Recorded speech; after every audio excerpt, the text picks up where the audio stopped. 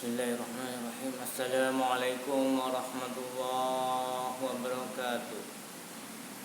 Alhamdulillahi rabbil alamin. Wassalatu wassalamu ala asrofil anbiya'i wal mursalin wa ala alihi haqqa qadrihi wa miqdaril azim. Qala Allah ta'ala fi kitabil karim. A'udzu billahi minasy syaithanir rajim. Bismillahirrahmanirrahim. Rabbi shrah li sadri wa yassir li amri wahlul 'uqdatam min lisani yafqahu qawli. Amin amin ya rabbal alamin. Pertama-tama marilah kita panjatkan puja dan puji syukur kehadirat Allah yang mana pada hari ini kita diberi kesehatan oleh Allah. Kedua kalinya salawat serta salam tak lupa kita curahkan kepada junjungan kita Nabi besar Muhammad sallallahu alaihi wasallam, yang mana atas jasa beliau kita dituntun dari jalan yang gelap menuju ke jalan yang terang benderang, yakni ajaran agama Islam, ajaran yang diridhoi oleh Allah Subhanahu wa taala. Pada kali ini Pak Guru akan menerangkan materi kelas 5, pelajaran 3, cita-citaku menjadi anak soleh. Apakah kamu pernah mendengar ada orang bercita-cita menjadi anak soleh? Nah, biasanya kalau ada anak ditanya, apa cita-citamu nak? Jawabannya selalu menjadi dokter, menjadi pilot, menjadi insinyur. Nah, pelajaran ini menampilkan sesuatu yang baru yang dipelopori oleh seorang anak bernama Amin. Si Amin bercita-cita menjadi anak saleh, walaupun kelak menjadi dokter, tetapi harus menjadi dokter yang saleh, ataupun insinyur yang saleh, ataupun pilot yang saleh. Apa arti cita-cita itu? Nah, menurut kamus besar bahasa Indonesia, cita-cita adalah keinginan, kehendak yang selalu ada di dalam pikiran kita, berkeinginan sungguh-sungguh. Nah, demikianlah si Amin selalu saja dalam pikirannya berkeinginan menjadi anak yang soleh. Kemudian, siapa yang dinamakan anak soleh itu? Apa sih ciri-cirinya? Soleh artinya, dengarkan anak ya, soleh artinya baik. Anak soleh berarti anak yang baik. Di antara ciri-ciri anak soleh adalah taat kepada Allah Subhanahu wa ta'ala, jujur kepada orang tua, jujur kepada semuanya, jujur kepada diri sendiri, hormat kepada orang tua, hormat kepada guru, hormat kepada yang lebih tua, dan patuh kepada orang tua, hormat dan patuh kepada guru, setia kepada kawan, serta menghargai sesama. Orang jujur disayang Allah. Apakah kamu ingin disayang Allah? Nah, coba dijawab. Jawabannya tentu saja iya. Pertama, jujur kepada Allah Subhanahu wa ta'ala. Ciri-cirinya selalu mentaati perintah Allah dimanapun dan kapanpun. Disuruh Allah sholat tanpa ada yang menyuruh sudah berangkat. Disuruh puasa tanpa ada yang menyuruh sudah berpuasa. Walaupun di dalam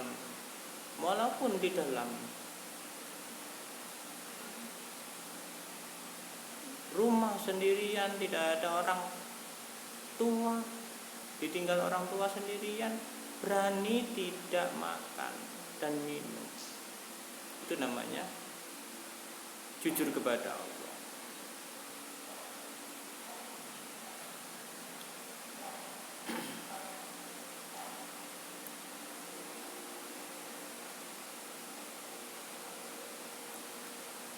Kedua, yaitu jujur kepada diri sendiri.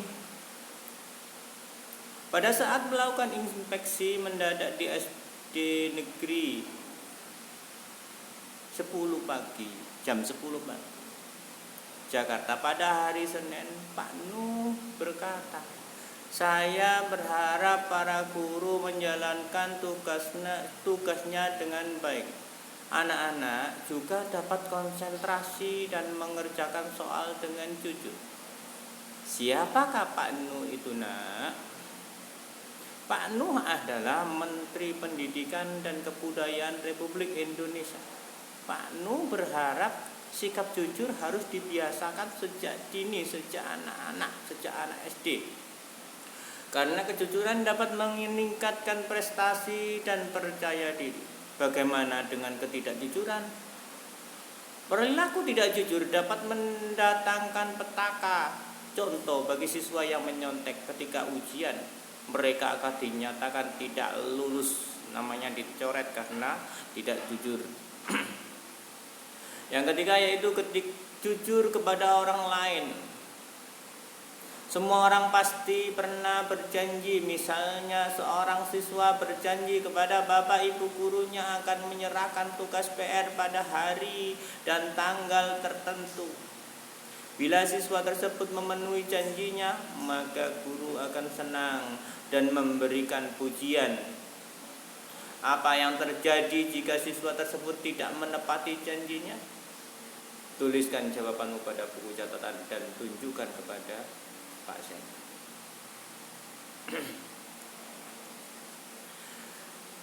Hormat dan patuh kepada orang tua. Orang tua terdiri atas ayah dan ibu. Dari pernikahan mereka lahirlah kamu, Nak. Kita mulai dari dalam kandungan lebih kurang 9 bulan lamanya orang tua ibu, orang tua wanita atau ibu kamu, mama kamu, bunda kamu mengandung kamu selama 9 bulan lamanya dengan susah payah, dengan sakit yang sangat payah. Coba tanya kepada orang tuamu, Ma, bunda, apakah sakit mengandung saya dulu waktu 9 bulan, Ma? Ya pasti jawabannya mamamu sakit. Mereka yang mengasuh kamu, membimbing kamu, memberi makan kamu dari kamu gak bisa makan sampai bisa makan sendiri, memberi minum kamu dari menetai kamu sampai kamu minum sendiri, memberi pakaian, mendidik kamu, menyekolahkan kamu, memadrasahkan kamu, serta mengajari ngaji, menyekolahkan, dalam membesarkan anaknya. Mereka menghadapi berbagai masalah dalam kehidupan. Maka dari itu, Nak, mereka berdoa, Ya Allah, jadikanlah anakku ini anak yang soleh, Ya Allah. Rabbi habli minas solihin, Rabbi habli minas solihin, Rabbi habli minas solihin. Jadikanlah anakku ini orang yang soleh, yang taat kepadamu, Ya Rabb, dan patuh kepada orang tuanya, serta berguna bagi bangsa dan negara. Begitulah harapan ayah ibu. Mereka tak pernah berhenti berdoa agar anaknya berperilaku soleh. Tidak berhenti, setiap saat, setiap waktu selalu berdoa, Rabbi habli minas solihin, Rabbi habli minas solihin. Bibir ini tidak berhentinya untuk mendoakan anak, Rabbi habli minas solihin. Jasa mereka tidak akan dapat dibalas. Oleh karena itu sudah sepantasnya kita sebagai anak menaruh hormat, setia, dan patuh kepada orang tua. Hormat dan patuh kepada guru. Begitu harapan ayah ibu kita, mereka tak pernah berhenti berdoa. Hormat dan patuh kepada guru. Ibu guru mengajak murid-muridnya bergotong royong. Lihat gambar itu. Mereka pun melakukan secara bersama-sama. Setelah mereka selesai bekerja, ibu guru menyampaikan ucapan. sebagai berikut. Anak-anakku, terima kasih atas kepatuhan kamu, keikhlasan kamu, semuanya ikut bergotong royong. Berarti kalian sudah mematuhi ajakan gurumu. Mengapa harus hormat kepada guru? Guru adalah pengganti orang tua di sekolah. Guru adalah yang mentransfer ilmu kamu. Banyak hal yang dapat kita peroleh dari guru, terutama mendapat ilmu pengetahuan dan keteladanan. Guru telah mengajar dan membimbing kita beribadah, membaca Al-Quran, berbahasa yang baik, berhitung, bergaul, mengenal lingkungan alam, serta mengenal seni dan sebagainya. Selain itu ia juga mengasuh, membimbing, memperhatikan dan menjaga muridnya selama berada di sekolah. Begitu besar jasa gurumu. Sudah seharusnya kita bersikap setia, hormat dan patuh kepada guru. Contoh-contoh sikap hormat kepada guru yaitu bersikap dengan sikap santun, berbahasa yang baik dan benar, rendah hati, tidak sombong, tidak merasa lebih pintar.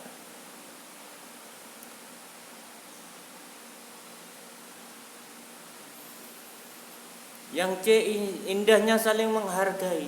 Semua manusia di dunia ini bermula dari Adam. Kemudian manusia berkembang, di antaranya adalah kita. Allah Subhanahu wa ta'ala menciptakan manusia itu berbagai macam bentuk dan warna. Ada yang putih, ada yang hitam, ada yang kuning langsat, ada yang coklat,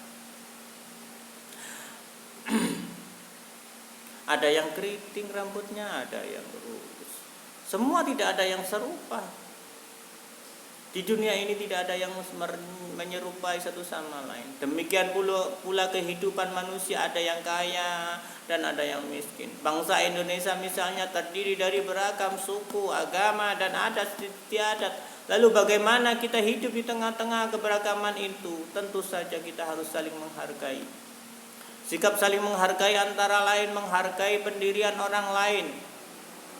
Di dalam agama Islam terdapat sedikit perbedaan dalam beribadah. Misalnya dalam ibadah salat subuh ada yang melakukan doa kunut, ada yang tidak melakukan doa kunut. NU dan Muhammadiyah. Semua itu tergantung pada pendirian masing-masing. Pendirian inilah yang harus kita hargai, karena semua ada tuntunannya. NU ada tuntunannya, Muhammadiyah ada tuntunannya. Podo benere, sing gak bener iku sing gak sembayang subuh, sing gak bener iku sing ngilokno. Ya.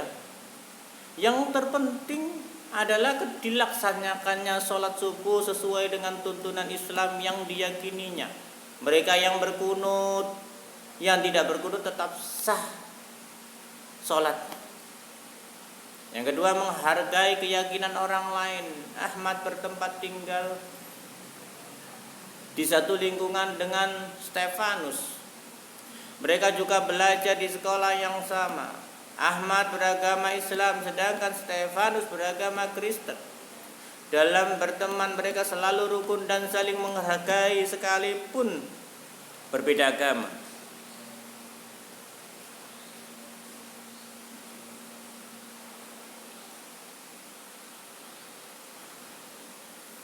Pada hari Minggu pagi mereka selalu bermain bola dengan teman-temannya yang lain.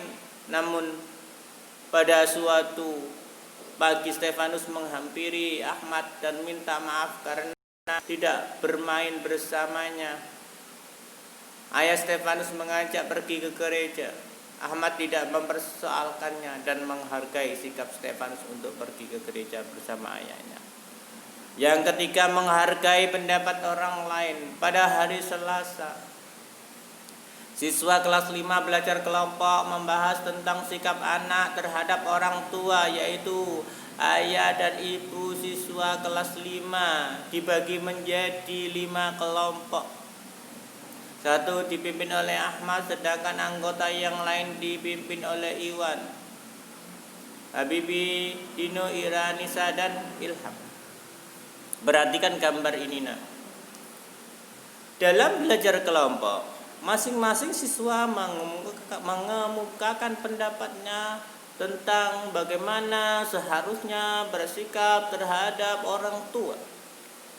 Sebagai contoh, dalam belajar kelompok yang dipimpin oleh Ahmad, Nisa mengatakan harus ikut membantu pekerjaan rumah. Habibie mengatakan tidak boleh keluar rumah tanpa seizin orang tua. Dan Ilham mengatakan di rumah tugasnya hanya belajar saja.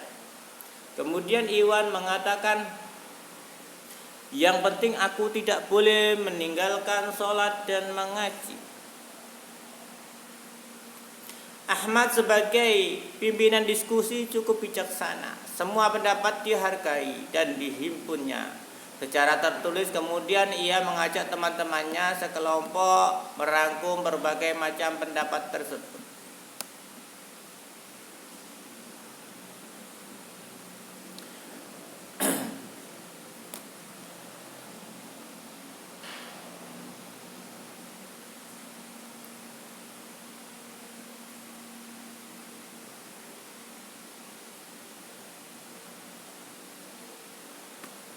Rangkuman pendapat yang terdapat dalam diskusi berikut ini